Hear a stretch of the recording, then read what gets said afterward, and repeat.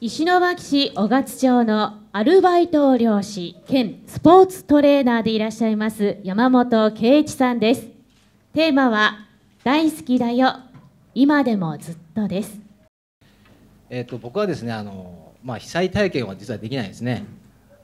それというのは震災後東京から移住した組なんですよ。だから今日はですねもう少しカジュアルな話をしようかなと思ってまいりました。ですからなんていうかな、被災体験とか震災体験というよりかは僕が日々暮らしている石巻市雄勝町の日々の暮らしとかですね、そこで出会った人との思い出話とかそういうのをなんていうかな、素直にお話できたらと思います。すごく軽い気持ちで聞いてもらえたらありがたいです。でですね、まず雄勝町なんですけども、こんなふうに人ちゃんといます。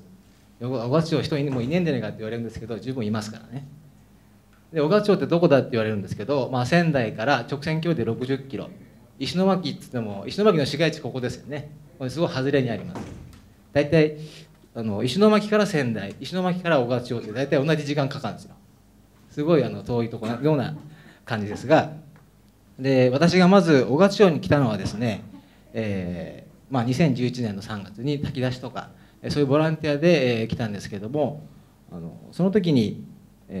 雄勝の方と知り合ってなんかすごい楽しかったんで、移住しようかなと、すごい気軽な気持ちで、移住しちゃいました。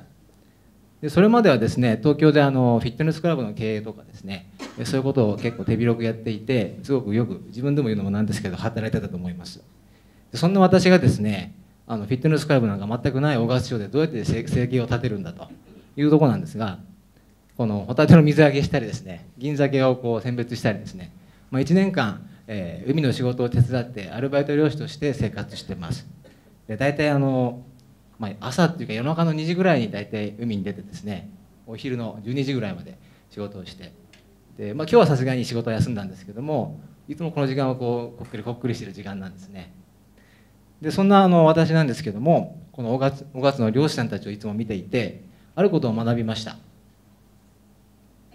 それはですね直感を信じて感じるままに生きる、素直な自分で生きる、ありのままの自分で生きると。でこの中で知り合いに漁師さんがいるよとか、親父が漁師だよとかいますか？いないですか？いますよね。で大体漁師さんってキャラクター丸出しですよね。なんかまず我って感じでそんな感じの雰囲気なんで、なんとか一見するとわがままというかそういうふうに思われがちかもしれないんですが、それは実は逆で、自分に素直に生きることが自分にとってすごくストレスがないし、周りにも逆にストレスを与えないんだなと。でそれがうまく親和していけば一つの町としてすごい成立するのかななんていうふうに思った次第です。で当初私はさっき東京でフィットネスクラブとかね経営してた頃の話ですけども、自分を演出するっていうか人に好かれる自分をいつも作ってきたんですね。だけど5月で過ごしてなんか自分のそのままの自分で生きる、ありのままの自分で生きるっていうことを学んでですね、今は逆にすっきりして生きていられる感じがします。でですね今日は、お話ししたいのはこれ実は前置きで違うことをお話ししたかったんですけど2011年の7月頃に避難所ってありましたよね。でそれが、解散する時期になって、でそこであるこの避難所のホワイトボードにあるメッセージが書かれてたんですよ。でそれがこれですね。大好きだよ今でもずっと。これがなんか妙に目についてなんか記憶に残ってたんですね。でそれから早いもんで1年が経って2012年雄勝地区の復興応援隊という総務省の事業に採用されてですね、なんとか漁師以外にも食いぶちを見つけまして、でここで働くことになったんですけども、ここでは地元のイベントとか困りごとの対応とか、いうことをやる仕事なんですが、そこでは日々こういうイベントをですね仕切ったりしてました。でそこで出会った同じスタッフの方なんですが、仮に安倍さんとしましょうか。でこの方と、この方も雄勝の地元の方なんですけれども、イベント運営とかよく分かんないんですけども、2人で一生懸命、慣れないなりに雄勝でのイベントを仕切ってきました。でその年の2012年の8月頃です。地元では雄勝の地元では震災前から専属用の花火っていうのをやっていたそうで、その専属用の花火を2011年はできなかったけど2012年にまたやろうということになりまして、やりました。震災前から行われている専属用で、今回は震災の犠牲者の供養も当然含まれてますと。で協賛金をいただいた方にはメッセージを書いてもらって、それを花火の最中に読み上げるというような形になってます。で当日まで協賛金持ってくる人がいたので、私はパソコンでガチャガチャガチャ協賛金とかその方の名前とかメッセージを整理してたんですね。でそしたら先ほどの安倍さんの名前もありまして、でそれでその名前の横のメッセージの欄にあるメッセージが書いてあったんですよ。でそれがこれだったんです。大好きだよ今でもずっとって書いてました。で僕はですね、単純に安倍さんに「どなたのご供養ですか?」と聞いたら、同級生の大親友だと。で娘たちも同級生なぐらいで非常に仲が良くて、でも震災後1ヶ月して発見されて、で葬儀の時には遺体もちょっと怖くて見れなかったというふうに言うんですね。でそれから夜な夜な夢に出てくるそうで、その度にその親友は夢の中で泣いてるそうです。でその安倍さんは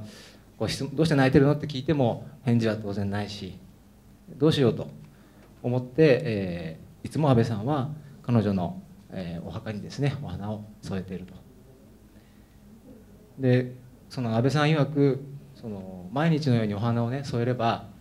きっといつかまた出会った時に笑顔でいられるからって言ったんですね。きっとまた笑顔で出会えるっていうふうに思ったそうです。で僕はその話を聞いてまたパソコンに向かって仕事をしたんですけども、でそれから数時間後花火が打ち上げられます。すごくねいい花火大会でした。で安倍さんのメッセージも読み上げられるんですね。大好きだよ今でもずっと。で正直さっき名簿を整理してる時にこの安倍さんのメッセージを見た時にはちょっと思い出せなかったんですよ。あれが避難所で書かれたっていうことを。でも花火が打ち上がる時にちょっとそれを思い出したんですね。で時のメッセージだというふうに自分の中で合点がいって、でもその安倍さん自身にあの時書いたの安倍さんですかというふうに確認しなかったんです。なぜなら素直に多分安倍さんだろうと思ったから。で僕は雄勝で、漁師の世界で何とか食わしてもらって学んだのは、感じるままにありのままに生きていいっていうことだと思ったんですね。だからいちいちあれを書いたのは安倍さんですかっていうふうに確認したりはしないし、だけど僕はそういうふうに思いました。でさっきですね、いつかまた笑顔で会えるんじゃないかというふうに、安倍さんは言ったんですけれども、世間の常識からすると、なかなか亡くなった方とまだ会えるってことはないんですね。だけどこの中でもきっとまた会えるんじゃないかって感じた人もいると思います。毎日その人のことを思っていれば会えるっていうことも本当に現実にあるんじゃないかなというふうに思いました。私は東京に帰ってですね、時々またフィットネスクラブの仕事をするんですけれども、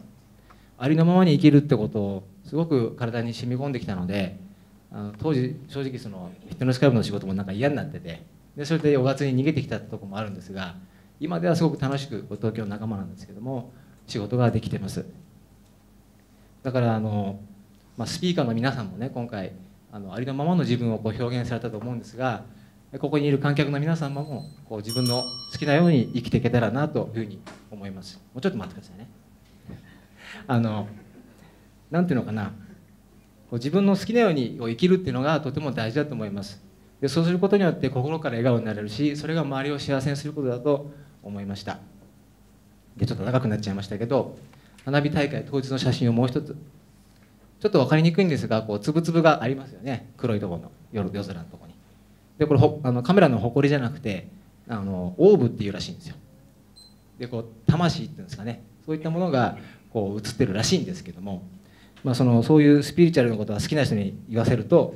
純粋で清らかな空間にのみ現れるそうです。でへえとか思ってて、でもその時隣でこういった安倍さんの顔を思い出すと、もしかしたらその亡くなった親友とその場で出会ってたんじゃないかななんてちょっと感じたりもしました。長くなりましたけども、僕は何を言いたいかというとですね、雄勝町には海も山も法院神楽ってやつもあるし、太鼓もあるし、おいしい海の幸もたくさんあってですね、で人もちゃんと生きてますんで、もう普通の町です。なんか被災地雄勝ではなくて雄勝町っていう海の町なんですね。ここにただただなんか行きたいなと思う人がいればいつでも来ていただいて案内しますし、遊びに来てほしいなというふうに思います。長くなりましたけれども、ご清聴ありがとうございました。